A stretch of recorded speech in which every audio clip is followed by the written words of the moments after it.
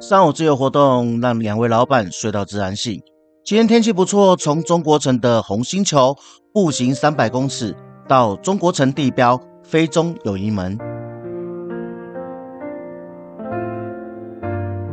非中友谊门刚好就是从马尼拉进到明伦洛的必经之路。昨天我们已经走过一次，只是天气不好，我就没有记录。今天天气好，一定要仔细的漫步在明伦洛与王城区，细细品味。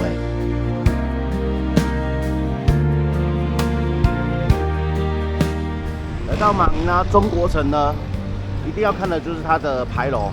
那这个牌楼就是在那个从马尼拉进入到中国城的主要道路上面，就会看到这个非中友谊门。好，那这个牌楼是建立于2011年的12月。然后这个牌楼其实不是最漂亮的那个牌楼，最漂亮的牌楼是在靠近桥，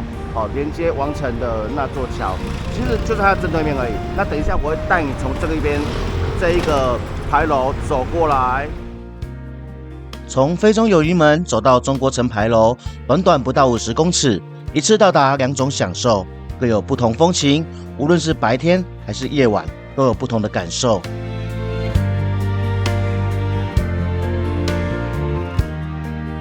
今天的天气不错，前几天下雨的时候我们就没有很多的机会可以好好的拍摄这边附近的景观那今天天气很好，特别起了个大早。那就想说来拍牌楼跟王城边周边的一个景象非中友谊门是明伦洛的必看景点之一，此门建于1970年代，用来纪念菲律宾与中国正式建交外交的关系。这也是中非社区支柱建设，象征友谊与团结。然后我们这一次住的饭店旁边这条走过去。大概300公尺就可以到达我们所住的一个饭店。300公尺很近，中间还会经过一家星巴克，但非商业区，人不多，一定要多小心。很近，然后其实我看走起来也不会觉得说不安全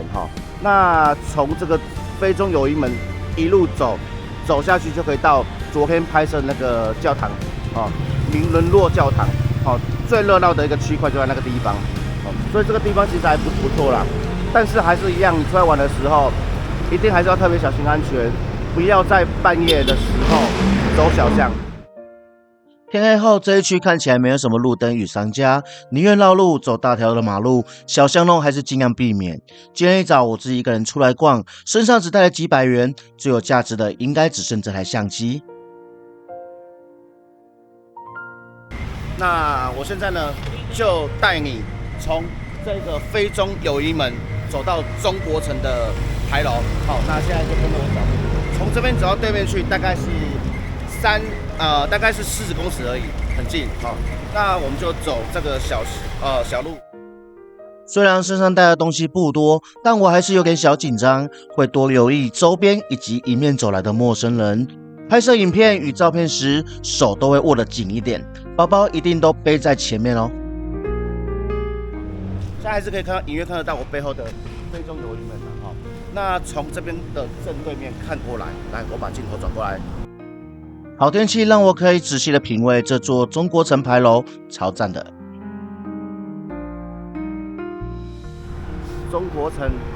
壮观的牌楼就在我眼前明伦洛中国城牌楼就在连接王城区与明伦洛的 Jones 大桥的尽头，白天壮观，晚上在灯光照射之下非常的华丽。看似单薄的牌楼，感觉起来好像不是很稳固，但只要走过这座牌楼，面对的就是历史最悠久的明伦洛 Chinatown。从这个角度看过去呢它的牌楼。中国城牌楼的正后方就是非中友谊门，所以呢，你只要从马尼拉市中心进来到中国城，只要过了这个牌楼之后，就确定来到了 Chinatown 中国城。而且马尼拉中国城也是全世界最古老的中国城。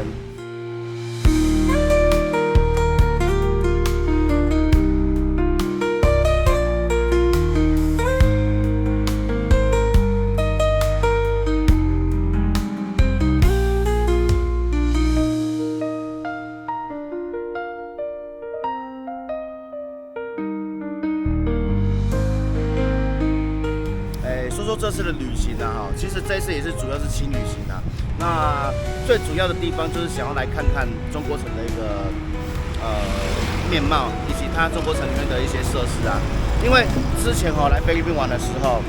我们只要是来中国城的话，都只是大概经过了2次，因为有一次是跟大哥过来拍片嘛，那停留的时间也不多，就是在王槟廊桥那边拍。那拍完之后呢，就只有在中国城的中心几个设施呢，教堂啦，简单的经过，并没有真正下来逛，那也没办法体会一下这边的生活啦。好，所以这一次就利用这一次的一个短暂的假期的时间呢，我们就安排了4天的轻旅游，那就在中国城这边住2个晚上。好，那这次2个晚上其实我们都步行去了蛮多地方的，去很有名的明伦洛教堂以及周边，跟王宾街，还有168的购物中心，以及999购物中心，里面就比较像是台北松山那边有个五分埔，就专门在卖衣服的一个批发地，里面一格一格的，里面全部都是卖衣服。但是在中国城里面不一样什么都卖，背包、帽子、鞋子，还有那个名牌的包包，以及一些物品啊、水壶啊，你只要想得到，里面都有，价格还很便宜那所以呢，如果说想要来淘宝的好朋友们，可以来到中国城的168、999的商城去走一走。说实在，如果用心逛的话，在那个地方3天3夜你都不一定逛得完我前几天也是这样子走进去晃了一下子而已，我发现到真的是东南西北搞不清楚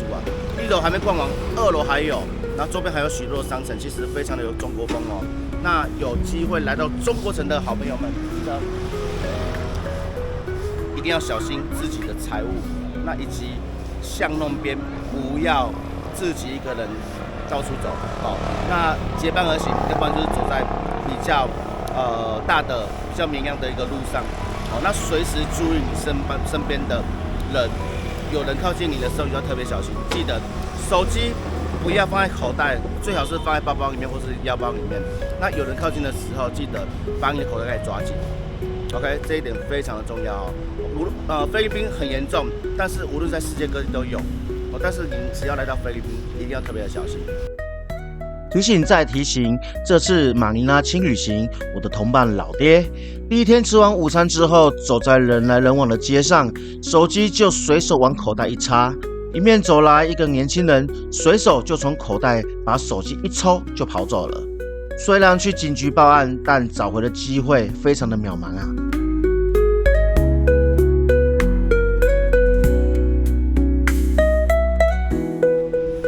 然后我们现在在这座桥呢，走过去就完成区那你看很浮夸是什么？这个桥上的路灯，你看它的雕刻，是不是非常浮夸？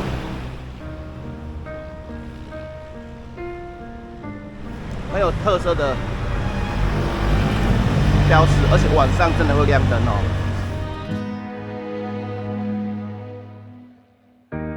万康街的灯火跳动如梦，小巷的香气扑鼻在心中。西班牙的故事藏在砖瓦缝，每一步都走进历史的风。桥上灯烛金黄如旧，巴士合影着夕阳的肉，漫步在 Jones Bridge， 看花灯闪烁， Pasig River 的波光如诗般倾落，就沦落的辉煌，复古的笑容，中国城的岁月永远在心中。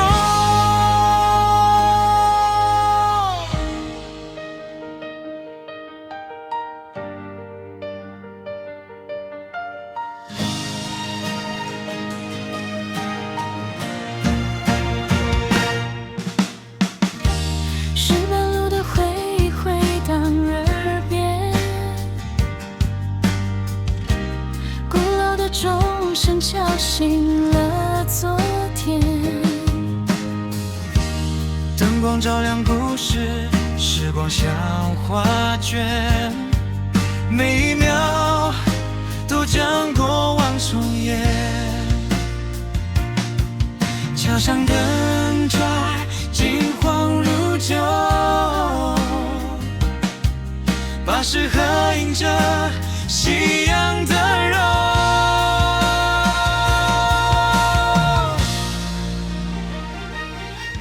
琼斯桥最初是西班牙人在殖民时所建立的，曾是米伦诺与王城区关键商业通道。之后，在美国殖民时期，为了纪念对菲律宾自治法案做出贡献的美国众议员威廉·琼斯，被重新设计与命名，富有强烈的新古典主义风格。为了展现复兴米伦诺的黄金岁月，夜晚会打出代表菲律宾的蓝白红灯光，象征菲中50年的友谊与文化传承啊！这边的吉普尼哦，真的非常的大声，那个声音轰轰叫的，轰轰叫的。哦，到背面这一条河，连接着王城区以及中国城的中间，做一个分水岭啊。这条河叫做巴士河，作为马尼拉的母亲之河，自古以来就是航运与贸易的重要命脉。巴士河也贯穿马尼拉市区，连接内湖省与马尼拉湾。米伦诺区是世界上最古老的唐人街，成立于1594年，作为华人移民的永久定居点。隔着巴士河对岸的王城区，在西班牙殖民时期1603年、1639年、1662年以及日本占领期间的1945年，进行数次大规模的历史性华人大屠杀事件，导致成千上万的居民死亡啊。1603年是菲律宾殖民史上最血腥的篇章。马尼拉华人为了反对西班牙殖民的大规模起义，从原本米伦诺、西仔婆和汤城华人定居点，战斗与屠杀蔓延到内湖省、苗东岸和班班牙，估计15000到3万名的华人遭屠杀。1639年，因西班牙人对华人实施严厉的对待、强迫劳动以及重税所发动的起义，杀害约17000名到22000名的华人。1662年华人大屠杀是国姓爷郑成功要求菲律宾进贡，时任的西班牙总督担心马尼拉的华人会协助，命令所有非天主教的华人离开，否则将被处死。尽管很多人逃离，但仍有2万多名的华人遭到屠杀。其实这边也可以看得出来啊，其实这个两岸的河道嘛，其实是可以做一些观光，有点像是泰国。但是在马尼拉这边这条河应该算是比较脏的，需要更多的时间、经费来去做一个整顿，才有办法把这区发展起来。而且菲律宾的游民也很多啊，这个也是造成当地治安的一个问题点了。1945年第2次世界大战期间，因华人族群支持中国抵抗运动，成为日军的特定目标。主要大屠杀在1945年的2月24日，650名到700名的华人遭刺死以及斩首。1945年的2月到3月，长达1个月，日军在马尼拉挨家挨户的处决，约有5000到6000名的平民被杀害。好，那我们现在已经走到桥的另外一侧了，让你看一下前方的景色。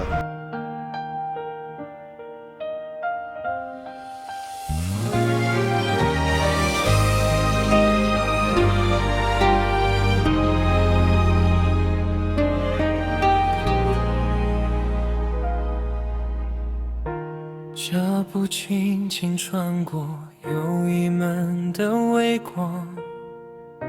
时光在砖瓦间滴下。那我们从那个中国城那个桥边海边的桥过来之后呢，我们这一条路走下来，第一条路就可以右转，右转进去就可以到王城区了哈。然后我们在马尼拉可以看到许多马车。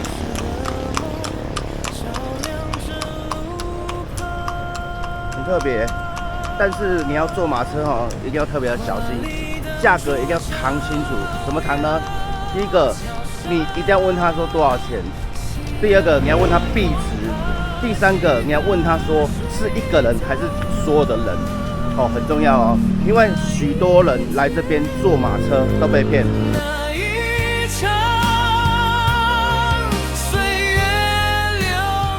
为什么来到马尼拉王城区坐马车被骗呢？因为有时候那个司机可以叫司机嘛，马夫，对，马夫，他当你主动问他说多少钱的时候，他可能会跟你讲说 OK， 200块。突然给后面不加 piso， 他就跟你讲说突然给200块，那可能你以为你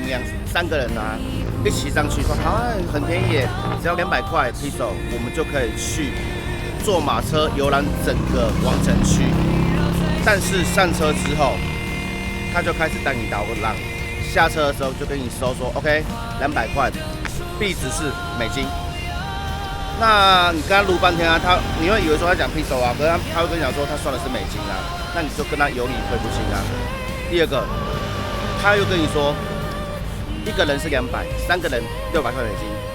那你一定会跟他砍价嘛，砍到最后面最多可能就是说好，我就丢个100块美金了事，可是这样差多少？差蛮多的哦。好，另外一种方式就是他会跟你讲说 OK， 我来这个区块我是免费帮你做导览。免费导览，记得这句话，免费导览哦。上去之后，他会跟你说他跟你讲 all free。上去之后，然后他会跟你讲说 OK， 跟你收钱。那刚才不是说 free 吗？他说导览免费，但是你搭我的车要钱，然后没有喊多少钱就宰一花。所以许多被骗的都是这样子，要特别的小心。OK， 那这个地方也是比较需要结伴而行啊。说实在的，晚上不要来。哦，因为两边虽然说有点像是那种小摊贩在卖东西啊，可是还是比较算是窄的在这边啦。那有一些游民都是会直接躺在地上就睡觉，哦，所以尽可能还是不要走到里面去，哦，还是走到外面比较安全的地方。但是呢，记得你手机不要拿出来到处滑。那有车子靠近的时候，一定要特别小心，把你包包顾好，以免被飞车抢劫哦。你看旁边这边就有人睡在这边喽。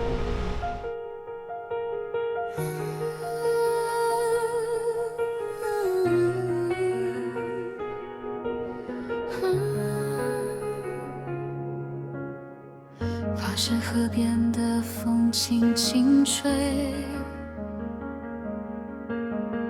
金色夕阳染红了整片天。脚步声随着桥上石板节奏慢慢递延。你是可以走到底之后再左转的哈，但是我们这边有条小路，从刚才桥那边走过来，这边有个小路，他就会开。然后有时候警察他会骑着车进来巡逻，其实也不是说不安全，然后警察部分还是会到处巡逻，只是说游民太多他也管不了，他只能够偶尔过来这边巡逻一下。那情况这边就警察，那这个是一个有点像是圣地亚哥堡的一个王城堡垒。桥上灯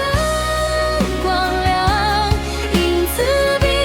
肩拉长，心跳与河流一起流淌。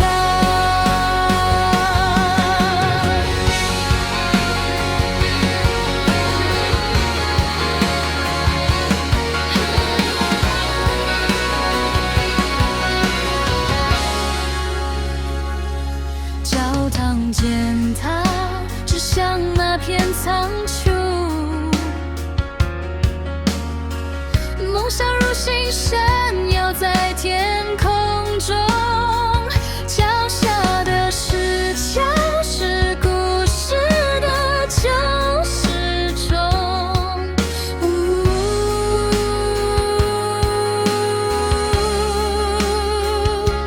钟飞吻